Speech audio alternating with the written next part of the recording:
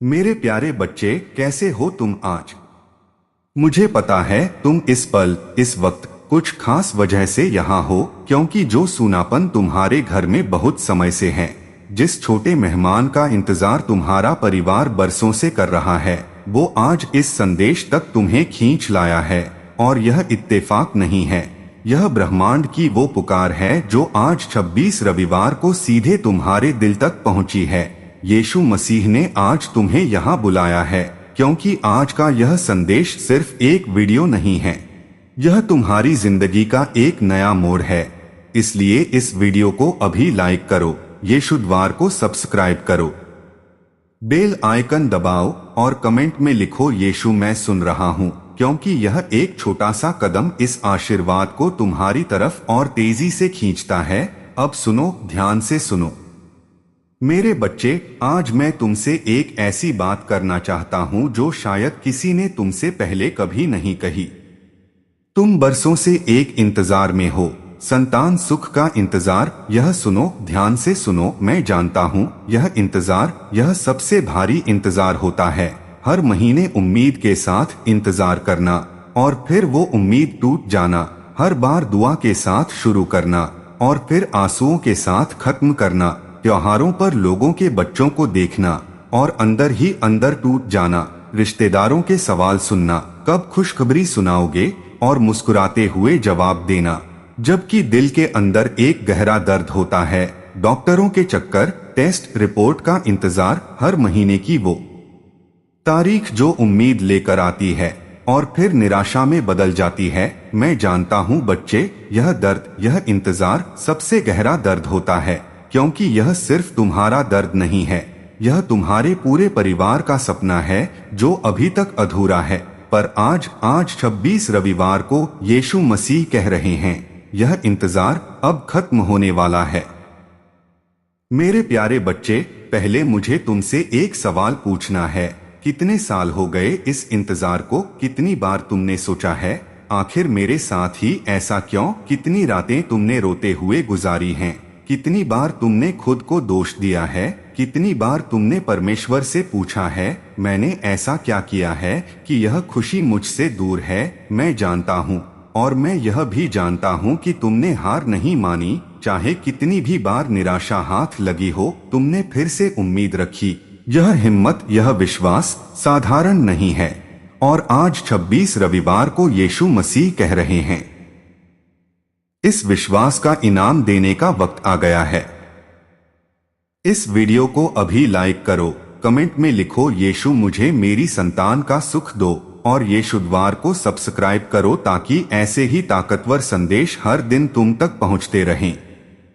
मेरे बच्चे, अब मैं तुमसे एक बहुत जरूरी बात करना चाहता हूं। बाइबल में लिखा है, संतान तो यहोवा की ओर से मीरास है, बच्चे यह गर्भ का फल इनाम है।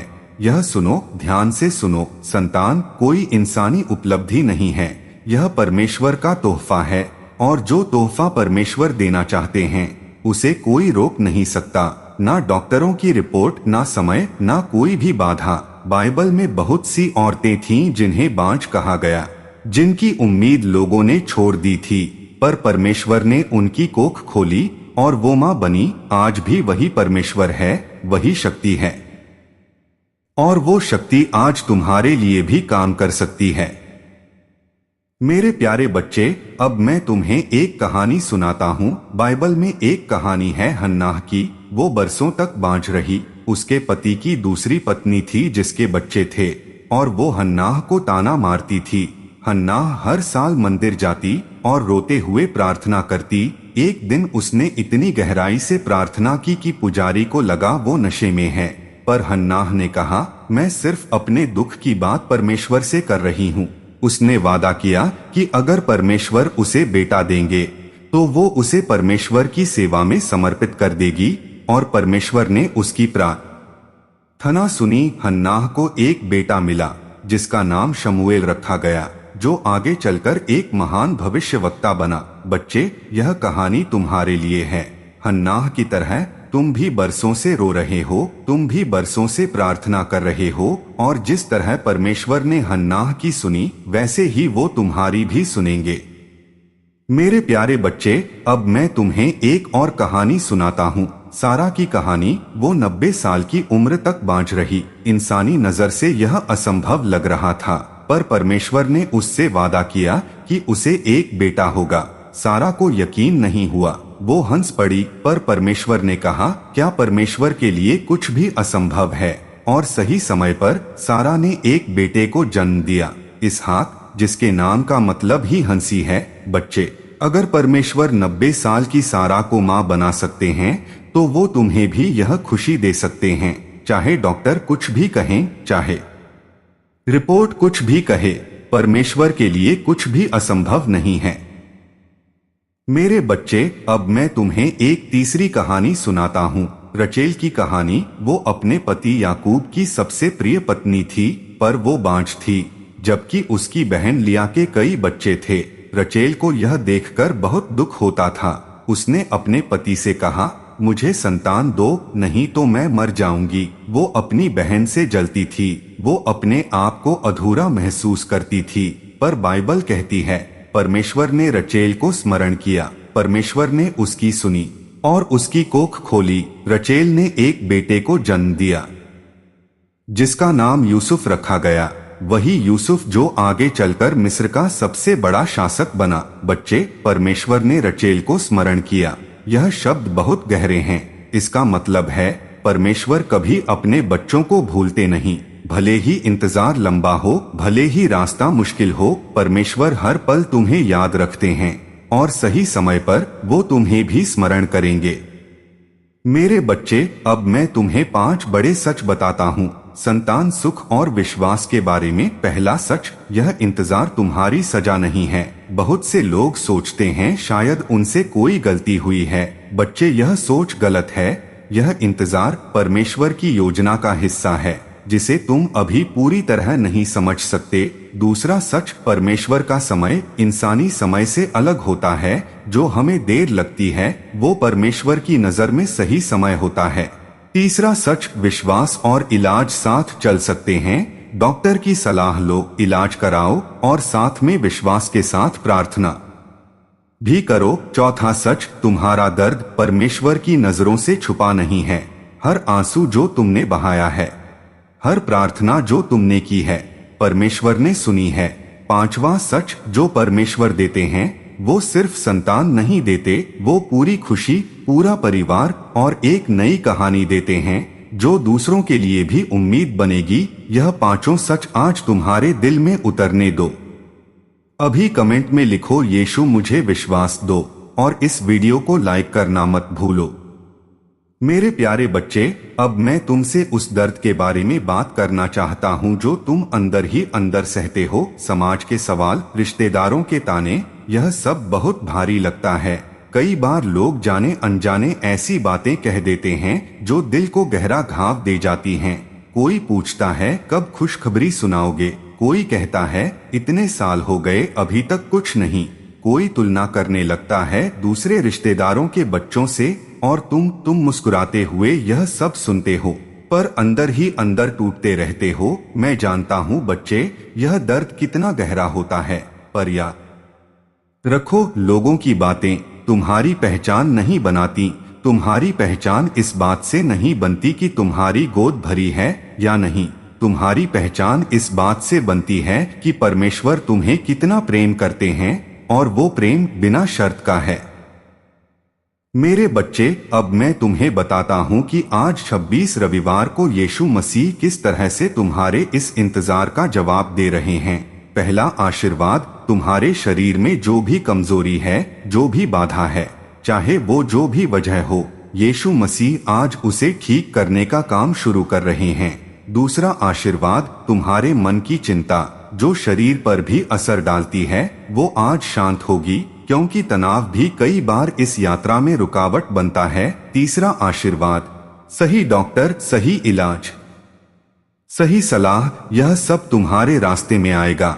चौथा आशीर्वाद, तुम्हारे और तुम्हारे जीवन साथी के बीच इस इंतजार के दौरान जो तनाव आया है वो कम होगा, और तुम एक दूसरे का साथ पहले से ज्यादा मजबूती से दोगे। पांचवा आशीर्वाद, सही समय पर वो खुशखबरी तुम्हारे घर आएगी। जिसका तुम बरसों से इंतजार कर रहे हो, यह पांचों आशीर्वाद आज तुम्हारे लिए हैं।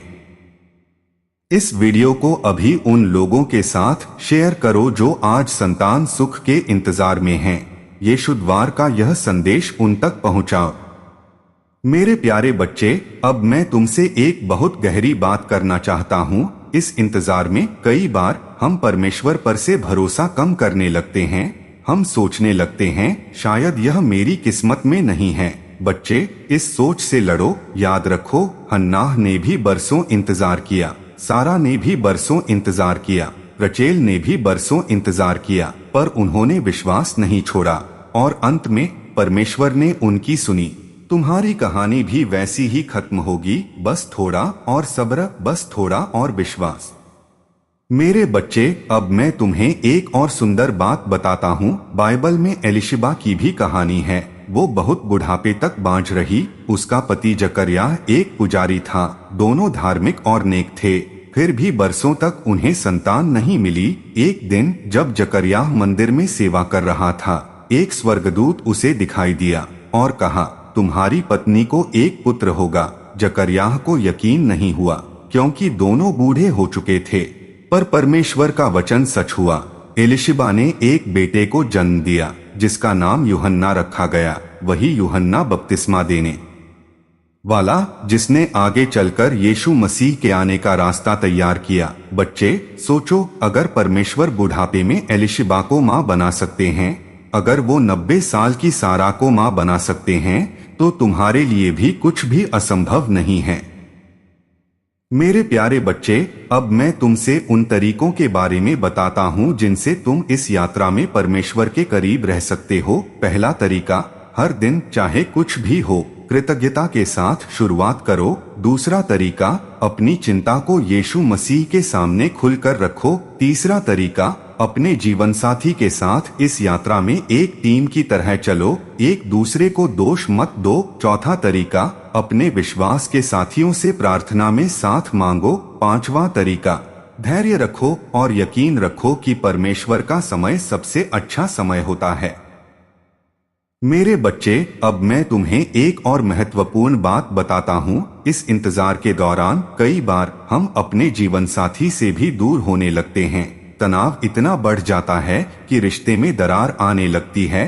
कभी एक दूसरे को दोष दिया जाता है, कभी चुप्पी छा जाती है। बच्चे, इस यात्रा में अपने जीवन साथी का साथ मत छोड़ो। यह मुश्किल समय अगर तुम दोनों साथ मिलकर गुजारो, तो यह तुम्हारे रिश्ते को और मजबूत बना देगा। एक दूसरे का हाथ थामो, एक दूसरे के लिए प्रार्थना करो और याद रखो, यह इंतजार तुम दोनों का साझा इंतजार है, अकेले का नहीं। मेरे प्यारे बच्चे, अब मैं तुमसे उस पल की कल्पना करने के लिए कहता हूँ जब यह इंतजार खत्म होगा। कल्पना करो वो पल जब तुम्हें पता चलता है कि तुम्हारी दुआ सुन ली गई है। वो आंसू जो खुशी के होंगे, वो पल जब तुम अपने बच्चे को पहली बार गोद में लोगे, वो पल जब तुम्हारा घर बच्चे की किलकारियों से गूंजेगा, वो पल जब तुम अपने माता पिता को यह खबर सुनाओगे और उनकी आंखों में जो खुशी के आंसू होंगे, वो पल जब तुम पहली बार अपने बच्चे का नाम रखोगे और उसे गोद में लेकर सोचोगे, यह वो पल है जिसका मैंने बरसों इंतजार किया था। यह पल बच्चे दूर नहीं है, यह पल आने वाला है तुम्हारी जिंदगी में बहुत जल्द। मेरे बच्चे, अब मैं तुम्हें एक और गहरी बात बताता हूँ। कई बार यह इंतजार सिर्फ शारीरिक कारणों से नहीं होता। कई बार इसके पीछे मानसिक तनाव, चिंता और डर भी एक बड़ी वजह होते हैं। जब शरीर बहुत ज्यादा तनाव में होता है, तो वो भी इस प्रक्रिया में बाधा बन सकता है। इसलिए बच्चे, आज मैं तुमसे कहना चाहता हूँ, अपनी चिंता को छोड़ो, अपने डर को छोड़ो और परमेश्वर पर पूरा भरोसा रखो। बाइबल में लिखा है, अपनी सारी चिंता उस पर डाल दो, क्योंकि उसे तुम्हारी चिंता है। यह वचन आज तुम्हारे लिए है। अपनी हर चिंता, हर डर, हर तनाव यीशु मसीह के चरणों में रख दो और उन्हें यह जिम्मेदारी लेने दो। मेरे प्यारे बच्चे, अब मैं तुम्हें बताता हूँ कि प्रार्थना कैसे करनी है इस यात्रा में। पहला, हर दिन अपने भविष्य के बच्चे के लिए प्रार्थना करो, भले ही अभी वो तुम्हारे गर्भ में नहीं है। उसके लिए दुआ मांगो, उसका स्वागत करो अपने दिल में। दूसरा, अपने शरीर के लिए प्रार्थना करो कि परमेश्वर उसे स्वस्थ करें, उसे तैयार करें। तीसरा, अपने मन के लिए प्रार्थना करो कि परमेश्वर तुम्हें शांति दें। चौथा, अपने जीवन साथी के लिए प्रार्थना करो कि परमेश्वर तुम दोनों को इस यात्रा में एक साथ मजबूत रखें। पांचवा, धन्यवाद के साथ प्रार्थना करो। भले ही अभी जवाब नहीं आया है, फिर भी शुक्रिया कहो, क्योंकि यह विश्वास का सबसे बड़ा प्रमाण है। मेरे बच्चे, अब मैं तुम्हें एक और बाइबल की कहानी सुनाता हूँ। मानोह की पत्नी की कहानी। वो भी बांझ थी। एक दिन परमेश्वर का दूत उसके सामने आया और कहा, तुम गर्भवती होगी और एक पुत्र को जन्म दोगी। वो पुत्र आगे चलकर शिमशोन बना, जो इस्राएल का सबसे शक्तिशाली न्यायी बना। बच्चे, यह कहानी हमें सिखाती है कि परमेश्वर बांझपन के बीच भी महान योजनाएं रखते हैं। हो सकता है तुम्हारा बच्चा भी बड़ा होकर कुछ ऐसा करे जो इस दुनिया को बदल दे। परमेश्वर की योजनाएं हमेशा हमारी सोच से बड़ी होती हैं। मेरे प्यारे बच्चे, अब मैं तुमसे एक और महत्वपूर्ण बात करना चाहता हूँ। इस इंतजार में कई महिलाएं, कई पुरुष अपने आप को दोष देने लगते हैं। वो सोचते हैं, शायद मेरे शरीर में कोई कमी है, शायद मैं ही जिम्मेदार हूँ। बच्चे, यह सोच छोड़ दो। तुम्हारे शरीर में कोई कमी नहीं है, तुम अधूरे नहीं हो। तुम परमेश्वर की नजर में पूरे हो। जैसे तुम हो वैसे ही तुम प्रेम के लायक हो, वैसे ही तुम सम्मान के लायक हो। यह इंतजार तुम्हारी कीमत तय नहीं करता। तुम्हारी कीमत परमेश्वर के प्रेम से तय होती है, जो अनंत है, जो कभी नहीं बदलता। मेरे बच्चे, अब मैं तुम्हें उन संकेतों के बारे में बताता हूँ जो दिखाएंगे कि परमेश्वर तुम्हारी प्रार्थना का जवाब दे रहे हैं। पहला संकेत, तुम्हारे अंदर एक अजीब सी शांति आएगी, जैसे तुम्हें अंदर से यकीन हो कि सब ठीक होने वाला है। दूसरा संकेत, इलाज में अच्छे नतीजे आने लगेंगे। तीसरा संकेत, तुम्हारे और तुम्हारे जीवन साथी के बीच प्यार और समझ बढ़ेगी। चौथा संकेत, तुम्हें कोई सपना आ सकता है या कोई ऐसा एहसास हो सकता है जो तुम्हें उम्मीद दे। पांचवा संकेत, कोई ऐसी बात होगी जो तुम्हें लगेगी कि यह सिर्फ इत्तेफाक नहीं हो सकता। यह संकेत धीरे धीरे तुम्हारे जीवन में दिखने लगेंगे। अभी कमेंट में लिखो, यीशु मैं तुम्हारे संकेत देखूंगा, और इस वीडियो को लाइक करना मत भूलो। मेरे प्यारे बच्चे, अब मैं तुमसे एक और गहरी बात करना चाहता हूँ। कई बार इस यात्रा में हम दूसरों की खुशी देखकर अपने आप को और दुखी महसूस करते हैं। जब कोई हमारे आसपास मां बनता है तो हमारे अंदर एक साथ दो भावनाएं आती हैं, खुशी भी और दर्द भी। बच्चे, इस भावना में कोई बुराई नहीं है, यह इंसानी स्वभाव है। पर याद रखो, दूसरों की खुशी तुम्हारी खुशी को छीनती नहीं है। दूसरों को जो मिला वो उनकी यात्रा थी, तुम्हारी यात्रा अलग है, और तुम्हारी यात्रा का अंत भी उतना ही खूबसूरत होगा।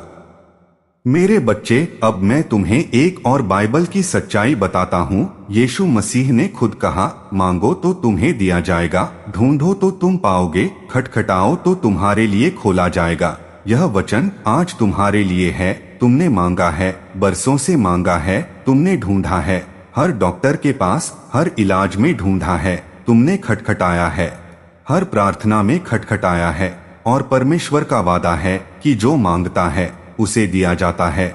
यह दरवाजा तुम्हारे लिए भी खुलेगा। मेरे प्यारे बच्चे, अब मैं तुमसे एक और जरूरी बात करना चाहता हूँ। इस यात्रा में अपने शरीर का भी ख्याल रखो। सही खान पान लो, अच्छी नींद लो, तनाव कम करने की कोशिश करो, क्योंकि शरीर और आत्मा दोनों साथ काम करते हैं।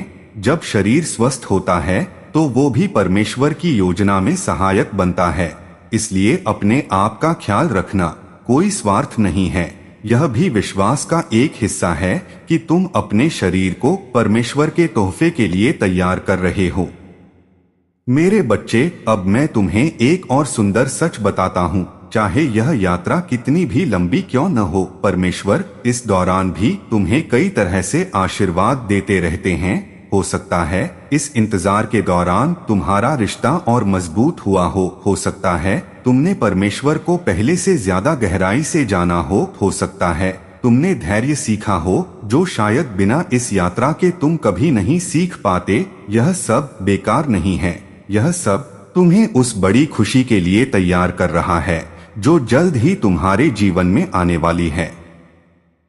मेरे प्यारे बच्चे, अब मैं तुमसे एक और गहरी बात करना चाहता हूँ। बाइबल में लिखा है, यहोवा ने कहा, मैं जानता हूँ कि मैं तुम्हारे लिए क्या विचार रखता हूँ, कुशल के विचार, न कि हानि के, कि मैं तुम्हारा अंत और आशा बढ़ाऊं। बच्चे, यह वचन आज तुम्हारे लिए है।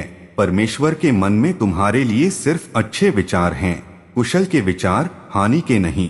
चाहे यह इंतजार कितना भी लंबा क्यों न लगे, अंत में तुम्हें वो आशा मिलेगी जिसका तुमने सपना देखा है। मेरे बच्चे, अब मैं तुम्हें एक और महत्वपूर्ण बात बताता हूँ। इस यात्रा में कई लोग कई तरह के गलत उपाय, अंधविश्वास या भ्रामक बातों की तरफ भी चले जाते हैं। वो सोचते हैं शायद इससे मदद मिलेगी। बच्चे, ऐसा मत करो। अपना पूरा भरोसा सिर्फ यीशु मसीह पर रखो। डॉक्टर की सही सलाह लो, विज्ञान की मदद लो और साथ में परमेश्वर पर विश्वास रखो। यही सही रास्ता है, यही रास्ता तुम्हें उस मंजिल तक ले जाएगा। मेरे प्यारे बच्चे, अब मैं तुमसे एक और बहुत गहरी बात करना चाहता हूँ। इस इंतजार में कई बार हमारा गुस्सा परमेश्वर पर भी निकलने लगता है।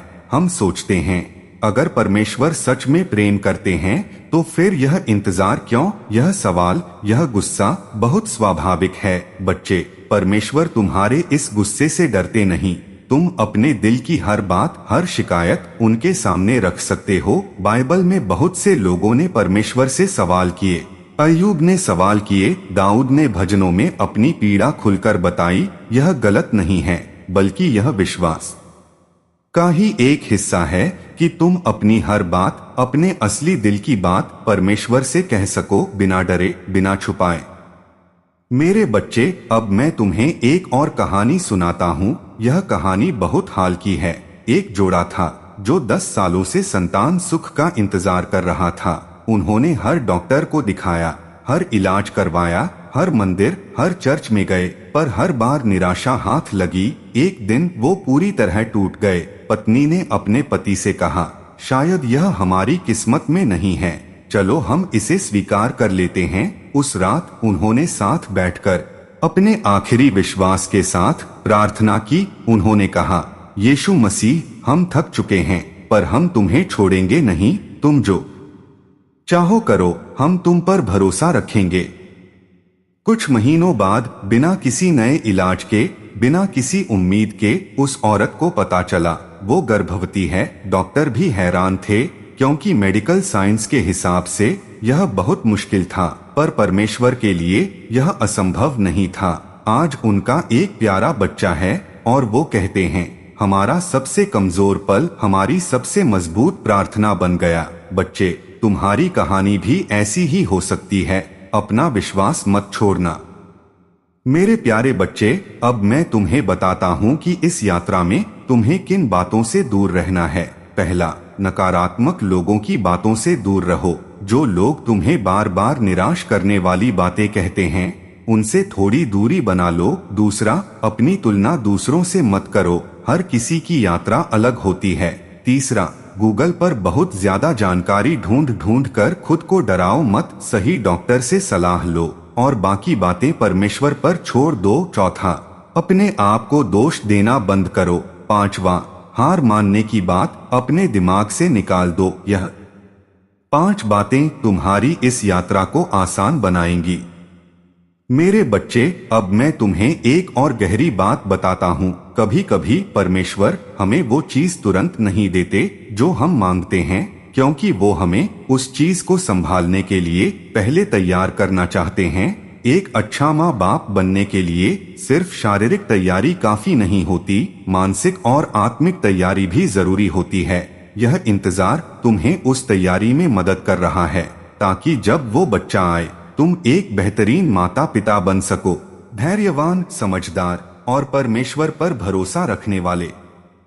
मेरे प्यारे बच्चे, अब मैं तुम्हें एक और बाइबल का वचन बताता हूँ। गीत रचना में लिखा है, देखो संतान यहोवा की ओर से मीरास है और गर्भ का फल इनाम है। जवानी के पुत्र वीर के हाथ के तीरों के समान हैं। धन्य है वह पुरुष जिसका तरकश उनसे भरा हो। यह वचन बताता है कि बच्चे सिर्फ खुशी नहीं बल्कि एक बहुत बड़ी शक्ति भी हैं, एक बहुत बड़ा आशीर्वाद हैं। और जब परमेश्वर तुम्हें यह आशीर्वाद देंगे तो वो सिर्फ एक बच्चा नहीं देंगे, वो तुम्हारे परिवार को एक नई शक्ति, एक नई पहचान, एक नई खुशी देंगे।